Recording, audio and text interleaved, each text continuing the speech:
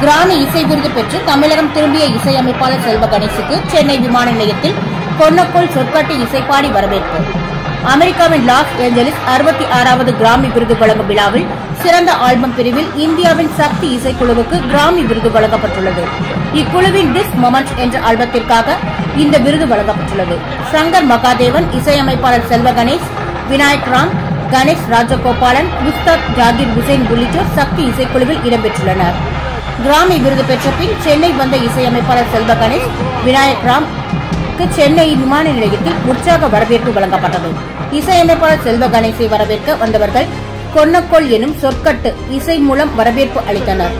செய்தியாளர்களை சந்தித்த இசையமைப்பாளர் செல்வ கணேஷ், சக்தி இசைக்குழு தனது நீண்ட பயணத்திற்கு பிறகு கிராமி விருதை பெற்றிருப்பது மிகவும் மகிழ்ச்சியாக உள்ளது. எங்களது இசைக்குழுவின் ஆல்பத்திற்கு கிராமி விருது வழங்கியதற்கு காரணம் உலகத்தில் அனைவருக்குமான இசை என குறிப்பிடப்பட்டு வழங்கப்பட்டுள்ளது.